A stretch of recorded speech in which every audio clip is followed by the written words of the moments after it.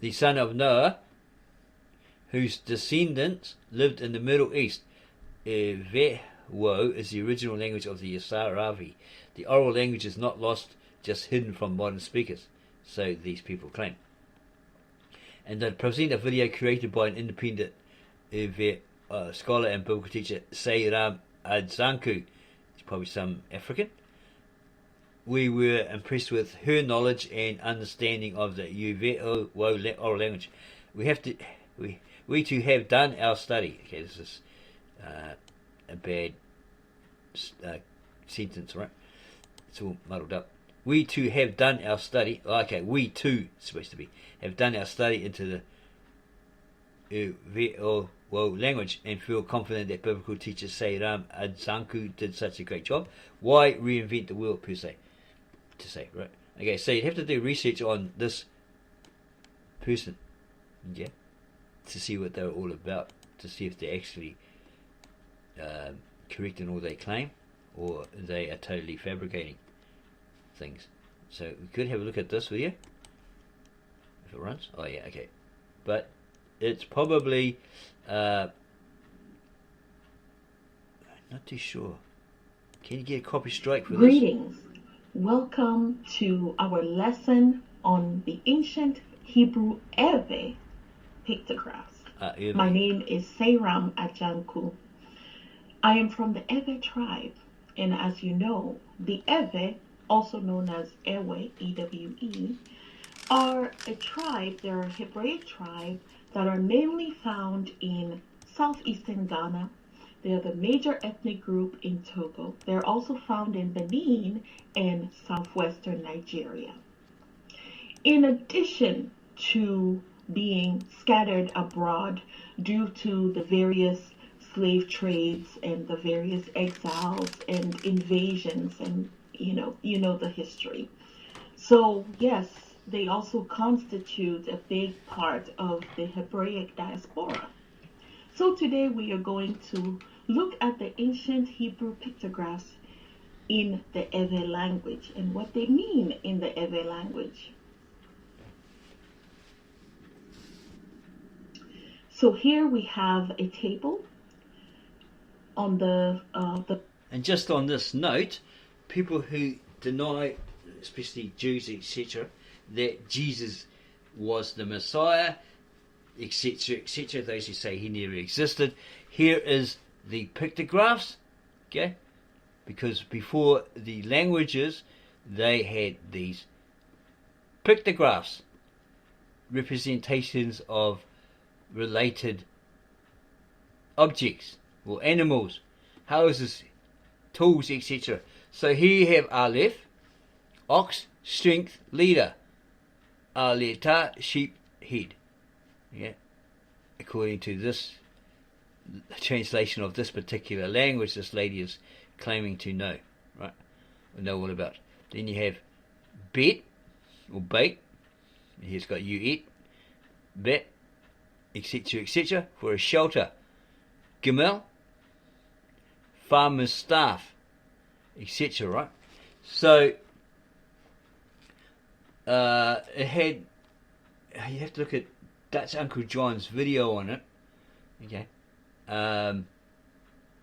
It basically says the same thing. You can also look at some rabbi who will tell you the same thing. He explains it, right? Okay, so you had a picture of a tent or something like that, looked like a tent. So that was like something that belonged. It was like keeper of the tent. That's what it came out to be, right? So it was referring to God. Okay, Almighty God the Father, right? And then you had the tent. It's like he was the owner of the tent. That's right.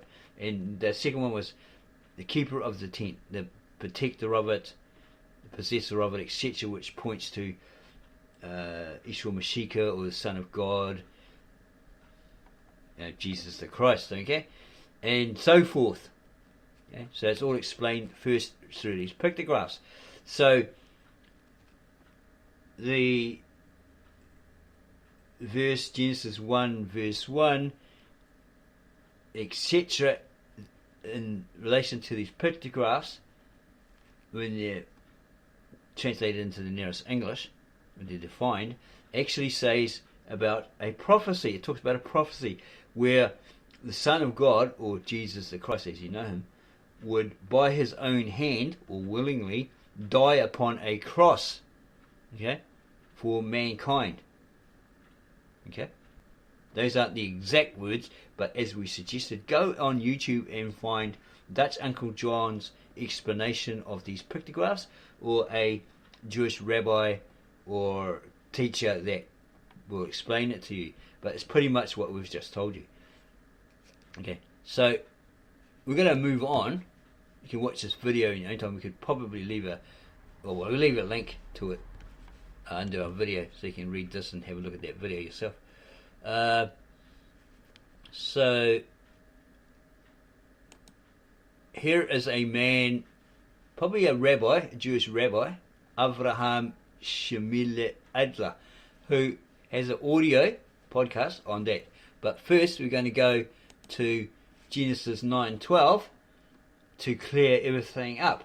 This is from the Brita in Aramaic, from the Tav Ashret, and the Lishana Articus Prayer, sacred scribal language of God, translated into the nearest English equivalent by a native-born Aramaic-speaking translator filmmaker, Victor Ene Alexander, who comes from Mesopotamia, Syria, and he's had 20 or so, probably 30 now, years of translating these Old Testament manuscripts into the nearest English equivalent.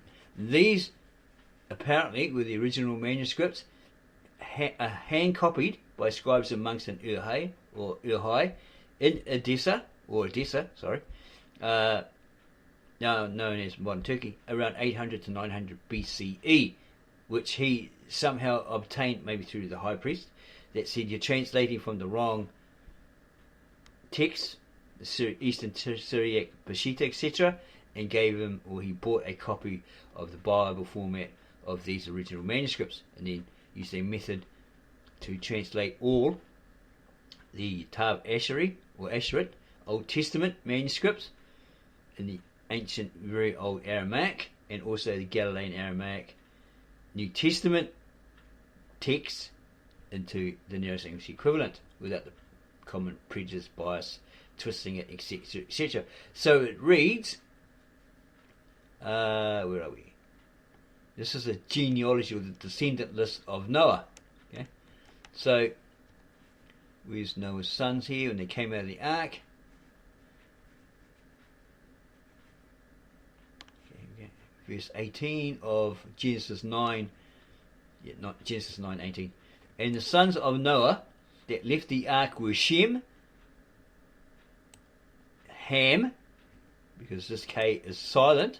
It's like the Egyptian K, and they say Chem, to do with the Kemites. Chem, right? Khem. It's actually Ham. And Japheth. Ham became the father of Canaan. Noah had these three sons, and from them spread everyone on earth, in that geographical location.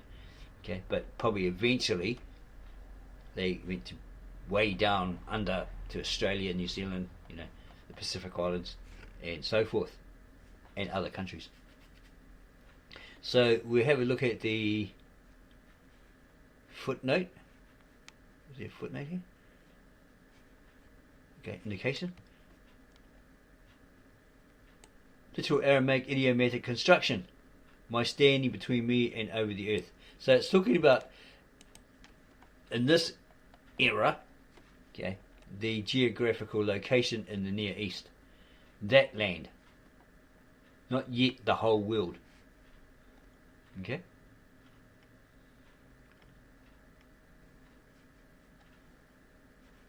Okay, so these three sons come out of the ark. Shem, Ham, and Japheth. Ham became the father of Canaan. So that was an actual person. Okay, before it became a name of a geographical location. Noah had these three sons, and from them spread everyone on the earth. Okay, and that geographical location then eventually the earth. And Noah began to work the earth and plant a vineyard. And he drank of his wine and became drunk and lay exposed in his home.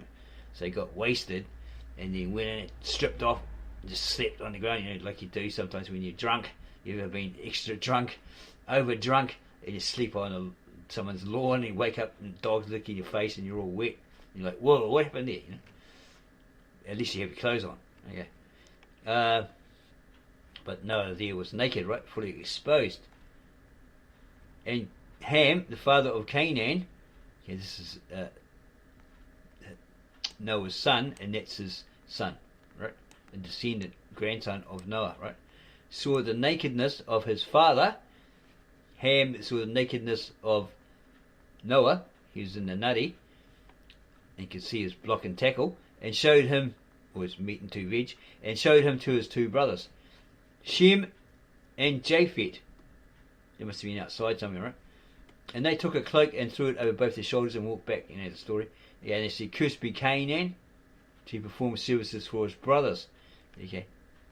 So this Ham had a son at the time, okay, called Canaan.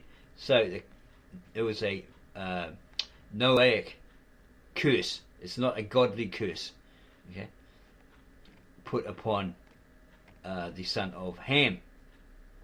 If it's godly, well then, it might have said what God said to Noah: curse them, put a curse on them, right? Okay, it's coming from Noah's own mouth because he saw him naked, saw his meat and 2 veg. Okay, Chaldean's nudity. Okay, so and Noah sobered up. Okay, he recovered. He had a hangover, right? Up from the wine. What if he used hair of the dog? And knew everything his younger son did to him. Okay, he's talking about Ham. And he said, "Cursed be Canaan," that's the son of Ham, right? To perform services for his brothers. Okay, for Ham's brothers.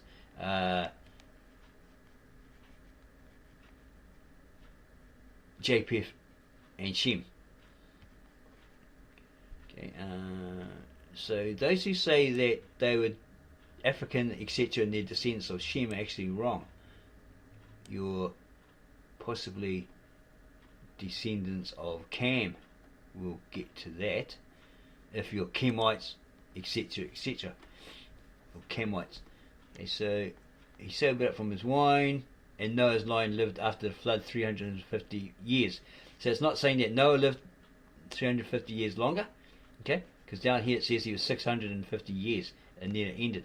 His lineage, his line of descendants, those seed coming from his loins, his sons and daughters, and their sons and daughters. Okay, that lineage ended. It lasted 650 years, then it was over, because the head son of that would have, Noah would have died, and he would have taken over by oath, or set a hand under the hip and all that sort of stuff. Okay,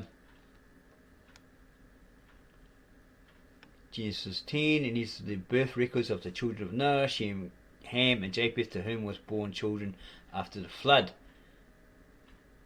The children of Japheth were Gomer, says footnote indications there, Magog, Madai, Javan, or Yavan, Tubal, Meshach, and Tiras.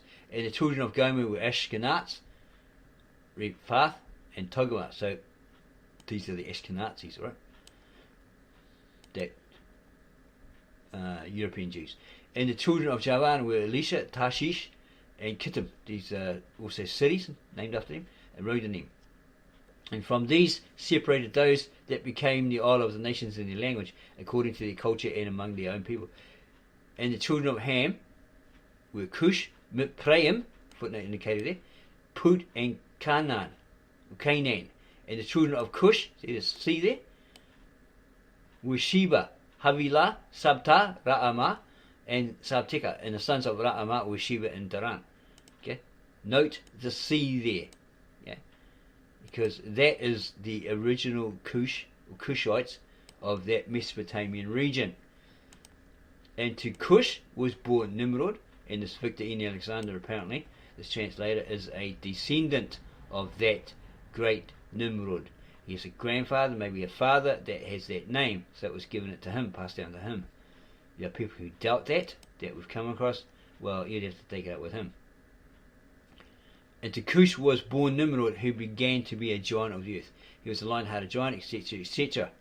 Okay. And to Mizraim were born Ludim, Anamim, Lehabim, and Kephtorim. So we've got this im on the end of it, right? And so forth. And his sons to Canaan, and so forth. And it gets down to, and Arpachshad was born Shelah, and Shelah was born Eber. Okay, this Japheth was considered or known as the father of the Hebrews. Okay, we'll get to that in a minute. Okay, so where are we? Yeah, Mizraim. Okay, okay, and to Shem, Japheth's great brother, they were also born children. He became the father of the children of passage. So Shem, okay, Shem here, right? He becomes known as the father of all the children of passage. Okay, not Japheth, as we stated. Sorry about that. And to Shem, Japheth's great brother, he was also born children. He became the father of all the children of passage. Footnote indication. Right there.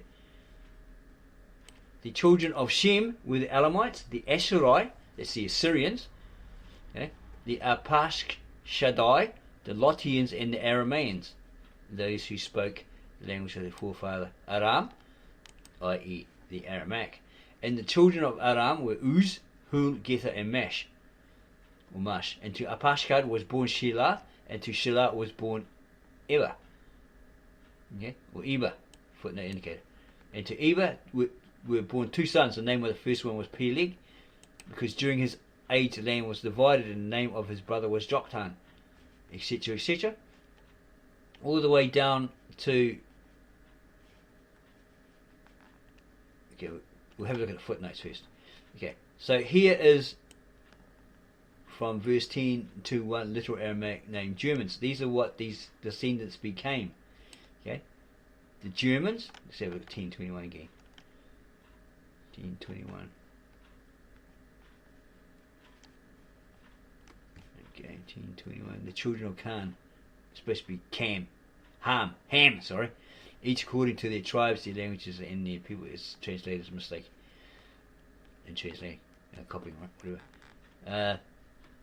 Okay, so you have the Germans and the Anglos, who became the Anglo-Saxons, probably the English, eventually. The Medes and the Greeks. So it's 10:1, right up here somewhere. Okay, here we go. The children of Japheth were Gomer, or the descendants were Gomer, Magog, Madai, and etc., etc. So he had these sons, okay, and then they later became the forefathers of the descendants, who became the Germans, the Anglos, the Medes, and the Greeks. 10:2-5, and those separated, and from these separated those that became the isle of the nations in their language, according to the culture and among their people, and so forth. Okay, but the last, according to the translator Victor and Alexander, in this footnote 10:2-5, literal Aramaic names. The last three names do not resemble any names he was familiar with at that time that he translated this and put up on his download website, which we revived, va.com. And it would take some more research to find out the correct transliterations of the modern derivatives. Okay, because there's modern names given to them, so he's trying to find where did they get those names from? What were they originally, basically? Yeah. 10:6, literal Aramaic name. Egyptians, that's for the Mizraim, or Mithraim. Many people have different versions of it, but here it says Mizraim. Okay, so they're the Egyptians.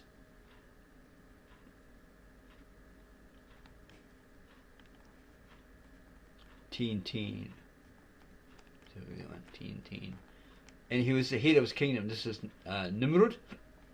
He was the head of his kingdom. So he was the chief, the king of his kingdom, which included Babylon, Erech, it's Iraq, modern Iraq today, Akkad, or Arcadia, and Kala in the land of Sumer. Remember that desert region where all men gathered and they built the Tower of Babylon? It's also known as Shinar. From these lands there emerged the Asherai, or the Assyrians, who built Nineveh and the towns of Rehoboth and Kala, and Resen, the great city between Nineveh and Kala. This guy Rezin was the king of the Arameans apparently, and he, along with the house of Israel or the Israelites, attacked the tribe of Judah, a certain city, and overran it and populated it, and it was theirs according to scripture for such a long period. And then here's all the Egyptian descendants. Okay, goes all the way down to there. And now here is 1010 Aramaic, possibly where the name Iraq came from, although Iraqis are predominantly now Arabs. So probably flooded with Arab Muslims. The name may have survived in the folklore of the minorities. The descendants that still inhabit the land of ancient Mesopotamia to this day. Okay. 1021 literal Aramaic idiom or expression Hebrews. Up here. And to Shem, Japheth's great brother, there was also born children. He became the father of all the children of passage. Footnote indication. Okay. Or the Hebrews. So originally they were the Eber, not the Evre and all this other stuff. Okay. 1024 literal Aramaic name Hebrew comes from this name, were, to cross over, someone who crosses over, implying passage. They migrated to another land, the promised land of God for Abraham, to Abraham, Canaan or Canaan. They went there. Eventually, he stopped off at Terah first, or Haran or something like that, and maybe his father died or his uncle died, and then they moved on. Okay. So eventually, here's the long Genesis 11, and the whole earth was one language, and everyone spoke the same dialect, the same language. Okay, there's a footnote indicated there. Let's have a look, see if there's anything we can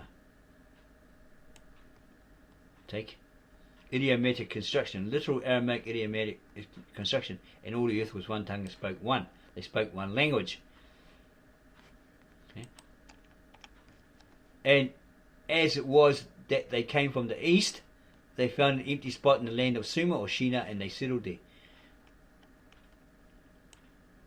Literal Aramaic idiomatic figure of speech, took from the east. Yeah, that's Eastern mindset, Eastern expression, right? Basically, they came from the east, okay? Came from a certain spot, and they went to another spot. And they said, a man to his feet, and again, let us cast bricks, etc., etc. They built the ziggurat, which is a Persian word for tower, okay? With its head in the sky, it's an ancient skyscraper, and let us call ourselves by a name, or a nation, so we don't end up scattered all over the earth. So they must have been predicting something, that something's going to happen. And they said, let us again build ourselves a city and a ziggurat with its head in the sky, and let us call ourselves by a name, so we do not end up all over the earth. And the Lord came down to see the city and all that sort of stuff. Okay, so down here, 11.4 literal Aramaic idiomatic expression, make a name for ourselves or use a national name. Okay, so what do they call themselves? Probably the Sumerians, because they're of the Sumer or Shinar, right? But if you look at the word Sumerian, okay, just cut off the N and the S. Sumeria, there's an IA on the end. That's an N prefix or suffix, which indicates that these people were people who located that particular area and spoke a certain language in that era. And then the Lord in Genesis 12, or predicted 12, says to Abraham, or Abraham, go from your land, from where you were born, and from the house of your father to the land that I will show you. And I shall make you a great nation, or a great nation, you know, a whole lot of descendants will come from you, you'll be blessed, all that sort of stuff. And I shall make great your name and a blessing. And it's a great name amongst the Israelites and the Jews today, right? And I shall bless those who bless you, and curse those who curse you, and I shall bless all the generations of the earth through you and your offspring or your descendants. Okay? And Abraham did as the Lord commanded him, and Lot, his nephew, went along with him. And Abraham was 75 years of age when he left Haran. And Abraham fetched Sarai, his wife, apparently that was his half sister, and Lot, his brother's son, who was his nephew, and all the domesticated animals. She's his half sister or stepsister, same father, different mother.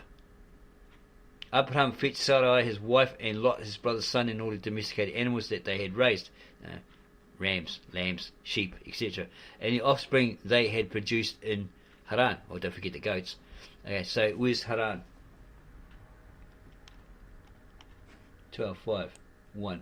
Literal Aramaic idiomatic construction: herd animals, sheep, goats, cattle that they gained. Okay, they got it from somewhere, right? Well, probably because they bred them, right? That's what it's mean. Okay, so 12:5:2. Literal Aramaic expression: the souls they made.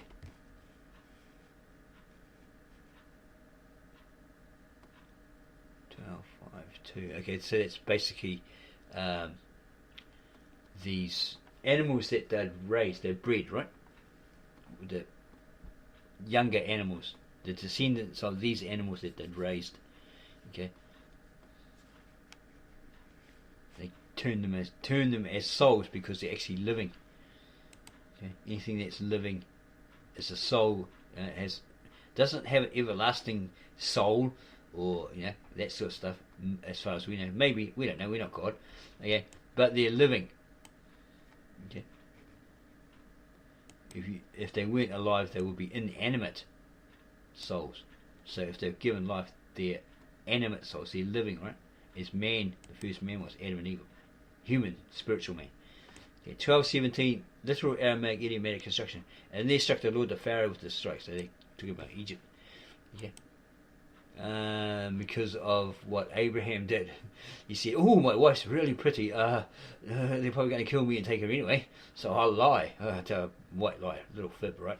That she's my sister, right? And he ends up, God, and then he puts this famine, strikes the king of Egypt with, he strikes this disease or whatever, and his children of his home, right? In a dream, he realizes, oh my gosh, why didn't this guy tell me that was his sister? I nearly married her. I nearly had my way with her. Oh no, And there's a warning in the dream that says if you keep doing it, you're going to get this disease. You and your kids, they're going to get all die or something like that. So he says, here you go, get lost. Here's all this, all these horses, all these animals, this gold or whatever. Here's all these possessions now. Bugger off, basically. Yeah, it's stressing me. Okay, so yeah. It's like sort of like a bribe from, you got all of this, now get lost, that sort of thing. Okay, so he passed over the land until he came to the land of Shechem and into the chestnut of Moriah, and the Canaanites still lived there. And he made this altar, etc. Because God said, to your offspring I'll give this land. He built an altar for the Lord there, where this was revealed to him from God, right? And there he departed for the mountain east of Beth El. This is the true name of God, El, not El. Okay, in your Americanized Bible versions, it'll probably have Beth El. Okay, that's pagan. It's Canaanite God, right? And there he pitched his tent with Beth El to the west, and Ai from the east, and he built there an altar for the Lord there and called on the name of the Lord. And there was famine in that land, and Abraham went down to Egypt. Or Abraham went down to Egypt to live there because the famine consumed land, and then all these things happened, right? Okay, so that's it for that. Clears it up that they were called the Eber. These people here are right, okay, but they're wrong in other ways. Okay, I'll go back there again.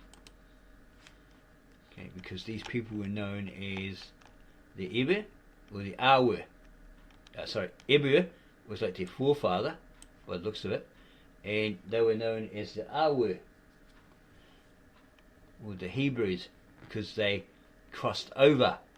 They were people who crossed over, implying passage. They made a passage or a journey, migrated to another land, i.e. the land of Canaan promised to them by God to Abraham and his people, right? Okay, so there's no if, there, and over and all this fancy name.